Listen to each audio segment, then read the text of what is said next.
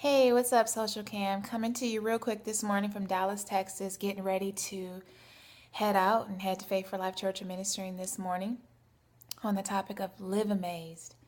And I just wanted to do a quick video to encourage you to live amazed as well. Of course, when Jesus died, he died to take away eternal death from us. Yes, but he also died to give us abundant life while we're here on the earth. You do not have to wait to get to heaven to live an amazing life. It's something that belongs to you. And the interesting thing is, when you're in the highs and everything is going great, that's a little bit easier to receive. But what about the in between times? The Bible talks a whole lot about faith and patience. Be not weary in well doing, for in due season you'll reap if you faint not. What does it mean? It means that there are going to be times where things are not going so well. But thanks to the blood of Jesus, we can still live amazed. One of the things I was really, really interested in this morning when I was studying, I was looking at the story of Paul and Silas when they were in prison in Acts chapter 16. And the interesting thing is the goal for them was what? Appears to get out of prison, right? Because if you're in prison, what's happy about that? But if you go ahead and you read in Acts 16, I encourage you to just take some time doing it because it really blessed me. If you notice that when they were in the midst of their prison, they prayed, they communicated to God. So they weren't complaining with each other, talking about how bad it was.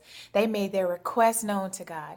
And let me tell you something, God knows where you're at. But if there's anybody you need to talk to when you're going through, it's God, because he can help you live amazed even in the middle of a prison. Well, of course, we know they prayed and then they sang praises, and of course, the prison doors was open. But one of the things I noticed recently as I was reading through this was that even once the prison doors were open, the guard wakes up and he's ready to kill himself. He's like, the doors are open, the prisoners are in prison, the doors are open, so why wouldn't they run out? But before he could kill himself, Paul and Silas were able to call out and say, we're all still here. Now ask yourself this question. Why, once they were free, were they still in prison? And not just them, everybody else that was with them was still in that prison. Why? Because there was more freedom in praising God. The power and the manifestation of God was more precious to them than even what they were believing for, which was to get out. And the funny thing is that the keeper of the prison got saved that day. But if you start reading that passage, it didn't seem like he was the one who needed the saving because he had the keys to get out, while Paul and Silas seemed locked up. No.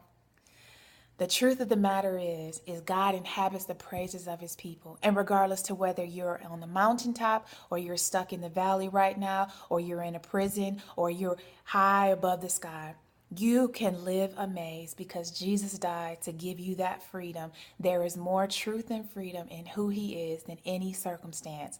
So regardless to what you face today, tomorrow, the next day, know that you can live amazed because God is with you and he will always see you through. Happy Sunday.